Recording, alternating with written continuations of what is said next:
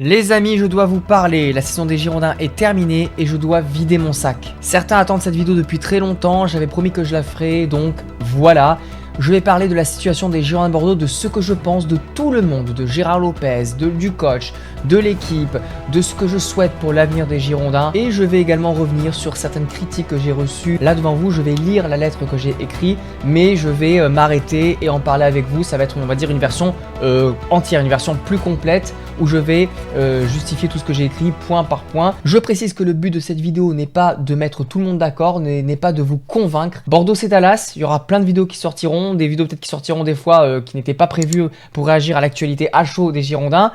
C'est le moment ou jamais de t'abonner à la chaîne. Voilà, donc tu l'as fait, c'est bon? Allez, c'est parti, on y va. Avant de démarrer les hostilités, vite fait, en 30 secondes, le match des Girondins, dernier match de la saison, perdu à Locminé 2-0, il n'y a rien à dire, t'as compris, franchement, on est arrivé là-bas pour faire acte de présence, un match amical, un match d'exhibition. On a fait plaisir au peuple breton, on leur a offert un beau spectacle. Ils ont pu voir leur équipe s'imposer brillamment contre Bordeaux 2-0, rien à dire. En plus, 2 buts magnifiques, hein, très bien joué. Nous, on a fait un match d'exhibition, eux, ils ont fait un match de coupe. Un vrai match de Coupe de France. Ils ont respecté le football. Nous, ce match des Girondins, ça a été vraiment un match qui symbolise parfaitement la fin de saison des Girondins. Rien à dire, merci, au revoir. Et pour certains, ne revenez pas. Hein. Voilà. C'est l'heure maintenant de ma prise de parole, donc je vais lire ma lettre ouverte et puis je vais m'arrêter et réagir avec vous. Évidemment, si vous avez des réactions à me faire, n'hésitez pas à réagir dans les commentaires. Amour et paix dans les commentaires, on ne s'insulte pas, on débat dans le respect mutuel de l'être humain. Le FCGB va donc vivre une seconde saison en National 2, perspective qui attriste tous les amoureux du scapulaire et qui alimente évidemment la colère d'une partie des nôtres contre le président actionnaire Gérard Lopez. La saison étant terminée, il me paraissait nécessaire de sortir du silence et d'évoquer la situation des Girondins de façon transparente avec une mise au point concernant ma personne et mon média, Snackil. Avant d'être le youtubeur bordelais que vous connaissez tous et qui alimente sa chaîne maintenant depuis presque 10 ans, je suis Adrien, un simple fan, fanatiquement passionné, ça tu l'as remarqué, par le FCGB depuis 1999. Et oui, le temps passe vite. Aujourd'hui, je subis une double peine, faut le savoir, hein.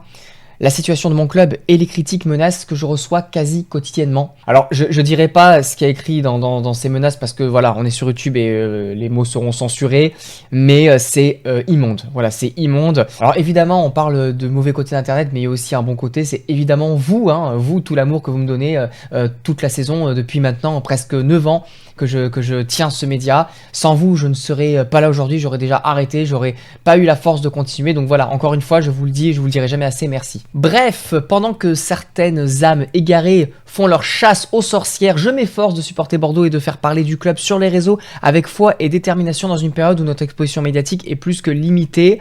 Moi, ma plus belle réussite, c'est aussi quand des supporters d'autres clubs me disent ben voilà, je suis les Girondins un peu grâce à toi parce que voilà, j'aime bien te suivre, j'aime bien ton humour, etc., etc. Donc voilà, alors je fais pas toujours les choses bien, hein. Parfois il y a des vidéos qui sont, c'est comme tout, c'est comme un match de foot, hein. Il y a des matchs plus ou moins bien réussis, bon ben il y a des vidéos plus ou moins bien réussies que d'autres, hein. J'ai parfois aussi dit des conneries, j'ai parfois dit des trucs que j'ai regrettés, enfin voilà, je suis pas parfait, mais j'essaie en tout cas de m'améliorer petit à petit et de prendre en compte les avis constructifs et les critiques constructives que je peux recevoir parce que la critique n'est pas mal, hein, elle est aussi constructive. Depuis plusieurs semaines, j'ai pu lire des commentaires à mon encontre salissant non seulement ma personne et mon honneur, mais qui sont en plus totalement gratuits et infondés. Si je respecte les avis et les combats de chacun, je n'accepte pas les insultes qui portent atteinte à mon honneur. Pour recontextualiser, notre communauté est divisée en deux camps. Vous le savez, hein, voilà, on va y revenir, mais ceux qui poussent au départ de Gérard Lopez au risque de nous faire tomber dans la Ligue régionale et ceux qui veulent à tout prix éviter la liquidation de la SASP Girondins de Bordeaux à l'heure où la Ligue 3 va bientôt voir le jour. Pour ma part, j'ai choisi de ne pas jouer à la roulette russe avec l'existence du FCGB, mais ce n'est pas pour autant que je compte m'abstenir de tout esprit critique, j'y viendrai un peu plus loin.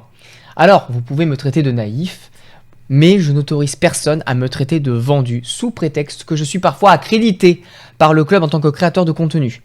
Aussi, les twittos et autres influenceurs de la sphère bordelaise qui ont reçu en cadeau le maillot des 140 ans du club en 2021 ou qui ont participé à l'opération de com pour annoncer l'arrivée d'Albert Ellis, je crois, la même année, étaient-ils eux corrompus, hein, opération pour lesquelles d'ailleurs je n'avais pas été sollicité. C'est pas un reproche, hein, mais voilà, je le dis. Mais voilà, ce serait bien aussi que... voilà, certains se détendent un petit peu. Mes fameuses accréditations, parlons-en. Hein. Alors, je parle pas forcément à vous, mes abonnés sur YouTube, parce que vous êtes globalement très bienveillants. Mais voilà, il y a des gens qui le sont moins, et c'est bien de le dire. C'est bien de le dire, de le rappeler. De toute façon, ça mange pas de pain, donc on va le rappeler. De YouTube à Girondin TV en passant par la radio, j'ai toujours su garder au fil des années mon indépendance, mon humour et mon ton décalé, peu importe le niveau de proximité que j'avais avec les Girondins. Oui, je rappelle que j'ai travaillé à un moment donné avec Girondin TV, hein, ça fait quelques années, mais je l'ai fait. Mes débriefs en sont témoins, vous l'avez vu dans les débriefs, hein, je critique toujours des fois l'équipe, le jeu, etc. C'est bien quand même la preuve vivante que je suis indépendant. Alors oui, en 2025, j'ai souhaité pouvoir rassembler ma passion d'aller au stade avec celle de commenter les matchs. Parce que souvent, quand je restais ici pour commenter les matchs et que le match se joue à domicile, eh ben j'étais...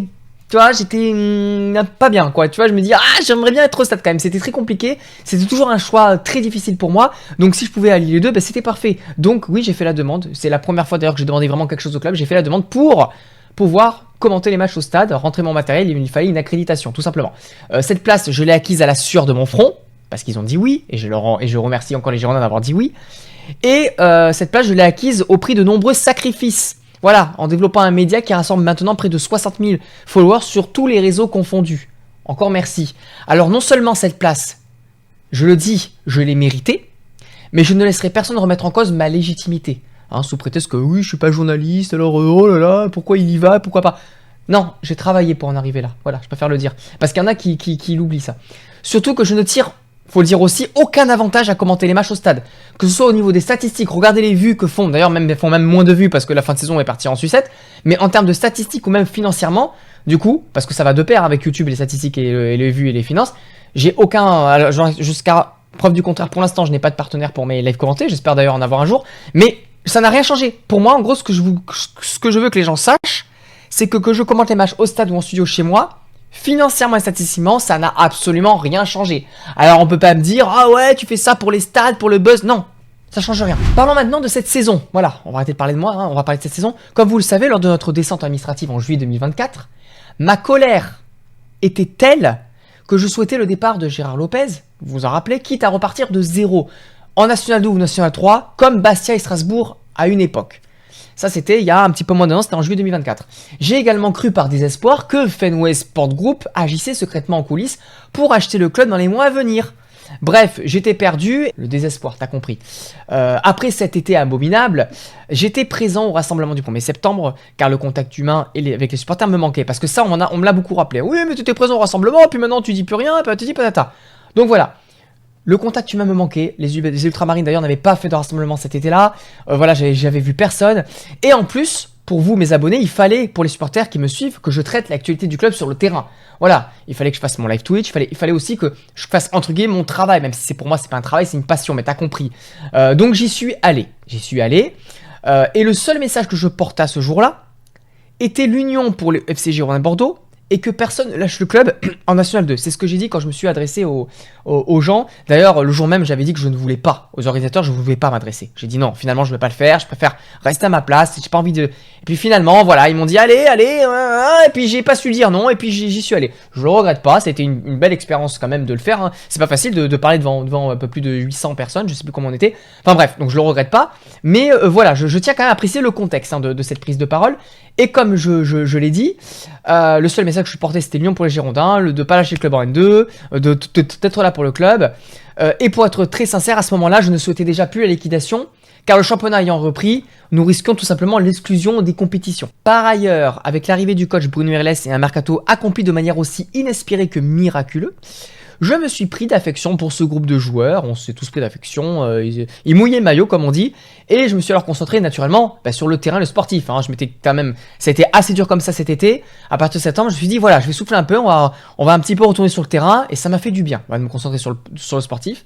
Pendant ce temps-là, le redressement judiciaire a suivi son cours sans accroc, et le club a pu franchir pour l'instant toutes les étapes du tribunal et de la DNCG, grâce à son président actionnaire, mais non sans de terribles sacrifices. Parce que les sacrifices sont terribles, carrément ils sont terribles, et aujourd'hui encore, je les ai là quoi. De la perte du centre de formation, du statut professionnel, en passant par le plan social qui laisse sur le carreau des salariés historiques que je salue et avec qui je pense du fond du cœur en espérant qu'ils puissent revenir quand le club remontera. Et maintenant avec la perte de notre boutique en centre-ville, la célèbre boutique rue Sainte-Catherine qui va fermer ses portes, alors c'est pas Gérard Lopez qui a décidé cela, c'est, je précise, le tribunal du commerce, il restera des cicatrices qui nous marqueront à vie. Clairement. ils nous marqueront à vie, on n'oubliera jamais. C'est donc avec un pragmatisme glacial que j'ai compris et accepté l'idée que pour redresser le club et surtout les finances du club, il y aura un coût très lourd à payer, que ce soit sur le plan humain que sportif. Mais c'est la voie qu'a décidé d'emprunter Gérard Lopez, et qu'on le veuille ou non, même s'il était parti là il y a un an quand le club est tombé en N2, il aurait été impossible d'éviter au FCGB sa liquidation et de plonger dans le monde amateur avec tous les sacrifices que je viens d'évoquer. Oui, Gérard Lopez a commis des erreurs. Oui, ça il en a commis. Comme GACP et M6 avant lui, mais un seul homme peut-il détruire une institution vieille de 140 ans à lui tout seul? La réponse est non. Il a hérité d'un club déjà endetté jusqu'au cou et n'a pas réussi à le maintenir en Ligue 1.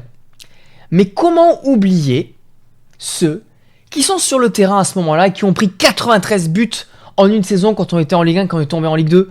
Comment oublier ceux qui étaient censés protéger les intérêts des Girondins de Bordeaux et qui ont signé un accord pour la construction d'un grand stade en 2016 pour lequel le FCGB ne sera pas le propriétaire, bien qu'il en soit aujourd'hui le plus gros investisseur?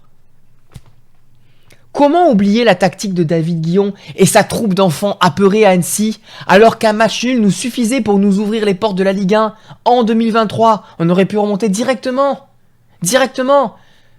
Mais manque de chance, on n'est pas remonté, on a fini 3ème, et comme par hasard on finit 3ème, la seule année où il n'y a pas les barrages. Depuis l'histoire qu'ils ont instauré les barrages, depuis plus de 10-15 ans, je sais plus, on est la poisse, la seule année où il n'y a pas les barrages, c'était pour nous Bibi. Il y a des circonstances malheureuses qui n'incombent pas qu'à Gérard Lopez, c'est un fait.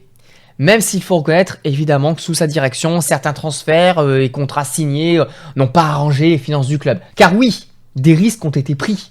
Mais moi la question que je me pose c'est plutôt pourquoi il fallait prendre ces risques. Vu la situation financière du club, je suppose qu'il ne fallait pas s'éterniser en Ligue 2. Un compte à rebours était déjà au-dessus de nos têtes.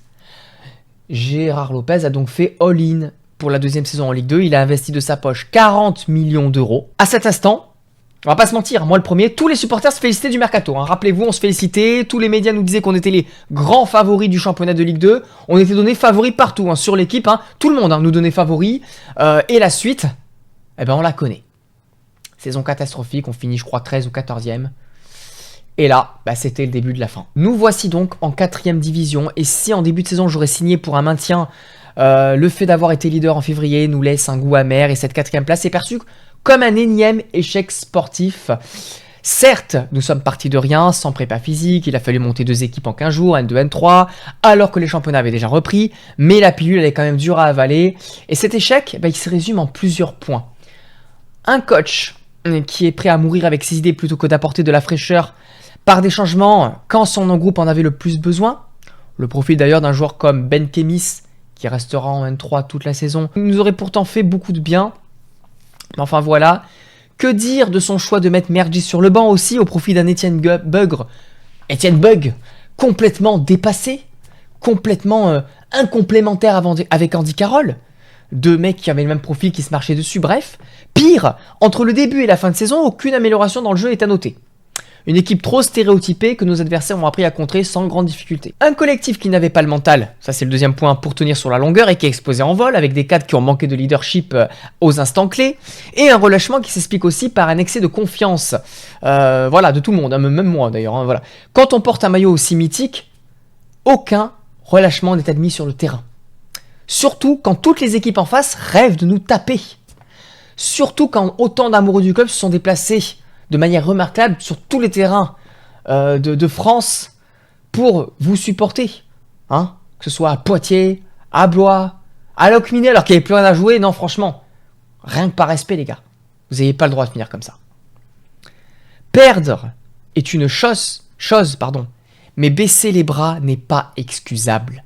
Cette fin de saison est une gigantesque humiliation et je pèse mes mots. Jouer pour le FC Girondins Bordeaux est une chance. Ce n'est pas un luxe. Et aussi, 3e point, une direction qui aurait pu mieux gérer son recrutement et sa politique salariale, en ciblant davantage de bons joueurs de N2 à moindre coût, pour renforcer son effectif, même si les joueurs de N2, quand ils viennent à Bordeaux, ils veulent forcément augmenter leur salaire. Ça, par contre, on peut rien y faire, parce qu'on est Bordeaux et qu'on paye aussi notre statut, parce que oui, on a encore un statut. Plutôt, voilà, que de proposer, par exemple, des salaires à 10 000 euros par mois à Etienne Beugre. Voilà, on en demandait non plus pas autant. Surtout pour Etienne Beugre. En misant sur le fait qu'il s'adaptera tout de suite en championnat alors que c'était pas le cas. Bref, gérer un effectif, c'est aussi ne pas créer des injustices dans le vestiaire, surtout quand celui qui gagne le plus ne le justifie pas sur le terrain. Alors aujourd'hui, bien sûr, je souhaite qu'on retrouve notre statut pro le plus rapidement possible. Et dans ce cas-là, il n'y a pas 36 solutions. Je ne suis pas pro Lopez, je suis pro Bordeaux. Et seul l'intérêt du club compte pour moi. Alors, je ne prétends pas être détenteur de la vérité absolue, mais voilà, il me paraît nécessaire de vous avertir aujourd'hui. Il n'y a aucun plan de reprise connu à ce jour qui permettra à Bordeaux de poursuivre en National 2. Aucun. Et un club liquidé en National 2 a de fortes chances de se retrouver à jouer en régional. Ça aussi, faut l'entendre. Hein. Faut que ça rentre et que ça ressorte pas. Si certains d'entre nous souhaitent attendre 10 à 15 ans pour revoir leur club évoluer en Ligue 1, grand bien leur face, ce n'est pas mon cas. Et ce n'est pas le cas de nombreux supporters qui me regardent, là, qui m'écoutent. Des supporters qui sont souvent silencieux, mais que je représente en fait par ces mots. Ceux qui ne pourront d'ailleurs peut-être plus jamais voir le FC Girondins de Bordeaux jouer un match de foot, sauf en se déplaçant dans les quartiers de Bordeaux, parce que d'ici là, si on est en régional, les matchs ne seront même plus diffusés. Ou alors j'essaierai de le faire moi-même. Voilà, c'est pour vous dire que ceux qui seront privés de leur passion à durée indéterminée, il faut aussi penser à eux. Parce que t'en as qui disent, faut passer par là, c'est comme ça, machin. Mais vous pensez aux gens qui n'habitent pas à Bordeaux et qui veulent suivre leur club. En fait, on leur enlèverait carrément leur passion. Ils ne pourraient plus voir jouer à leur club. Je ne sais pas si vous vous rendez compte. Est-ce que vous êtes prêt à plus voir votre équipe si vous habitez loin de Bordeaux? À plus jamais la voir. Ça aussi, pensez-vous. Et pas pendant une semaine, pas pendant un mois, pas pendant 3 mois. Pendant 1, 2, voire 3 saisons. Au mieux. 3 ans. C'est long 3 ans, hein. 3 ans sans voir jouer les Girondins. Pensez-y. Oui, certains diront qu'avec Gérard Lopez, plus rien n'est possible et qu'on est obligé de passer par là. Pour ma part, je ne suis ni devin ni médium et je pars du principe qu'on a plus de chances de retrouver le monde professionnel en restant en National 2 et donc en donnant une chance au plan de continuation du club et donc de Gérard Lopez évidemment, qui sera étudié par le tribunal du commerce prochainement. Je pars aussi du principe que si nous avons réussi à être leader en National 2 en février en partant de rien cette saison, alors avec une vraie préparation et un mercato réalisé dans un contexte moins anxiogène et pas 2 mois après tout le monde, nous aurons toutes nos chances d'y arriver. C'est mon avis. Vous n'êtes pas obligé de le partager, mais c'est mon avis. Cette fois, il n'y aura plus d'excuses. Là, les excuses que j'ai données cette année à la direction ou aux joueurs par rapport à ce début de saison et cette pré-saison qui n'a pas été faite, hein, c'est la montée en Ligue 3 ou rien. Ou rien. Je serai beaucoup plus sévère si on ne monte pas la saison prochaine. Bref, si la confiance est maintenue en Bruno Irles, j'ose espérer qu'une remise en question lui sera imposée et qu'il aura l'équipe qu'il souhaite pour accomplir la mission. J'attends bien évidemment de Gérard Lopez qu'il tienne ses engagements devant le tribunal et surtout la DNCG afin que le club puisse préparer sereinement sa future saison. Des bruits qu'on entend, il ne devrait pas y avoir de problème, vous inquiétez pas. Mais voilà, avec Bordeaux, je peux comprendre qu'on attend quand même que ce soit sûr pour respirer, pour prendre sa respiration. J'en appelle, là c'est important, j'en appelle à la responsabilité de tous, des politiques aux supporters. Ne jouez pas contre votre club. Un club qui a tant fait rayonner votre fil et aussi vos cœurs. Bien que je regrette profondément la lourde ardoise du FCGB et ses conséquences sur les collectivités, les petites entreprises, etc., etc. Mais là, ce que je demande, c'est à la ville, à la métropole, à toutes les parties prenantes de ce dossier, permettez aux Girondins de Bordeaux de se délester d'une grande partie de ses dettes pour qu'ils puissent enfin repartir sur des bases plus saines et espérer un meilleur avenir. Il ne s'agit pas de faire un cadeau à Gérard Lopez, il s'agit de garder notre club en vie aujourd'hui pour qu'il puisse se battre demain. Bien évidemment, une autre vidéo sortira très prochainement sur l'avenir des Girondins de Bordeaux, dans laquelle je vous apporterai des infos fiables et vérifiées et où on fera une mise au point et on analysera la situation actuelle des Girondins de Bordeaux, ce qui va se passer, ce qui se passera si ça passe ou ça ne passe pas dans le tribunal. Voilà, je vous dirai absolument tout, vous saurez tout dans les moindres détails. J'ai dit beaucoup de choses, j'espère qu'elles ne seront pas déformées, j'espère que j'ai été assez clair. S'il y a des choses sur lesquelles vous avez besoin que je réponde, pardon, n'hésitez pas à écrire dans les commentaires. J'essaierai de lire toutes vos questions, vos remarques sur ce que j'ai dit. Encore une fois, je sais pertinemment qu'il y en a qui ne seront pas d'accord avec ce que j'ai dit. Le but, c'était pas de mettre tout le monde d'accord. Le but, c'était que je puisse me justifier, répondre aux questions qui me sont souvent posées. J'espère que ça vous aura permis de prendre vous aussi un peu de recul, de mieux comprendre des fois certaines de mes positions. Merci de m'avoir écouté jusqu'au bout. Mangez des chocolatines, on se retrouve très bientôt. On est où? On est là. Et allez Bordeaux!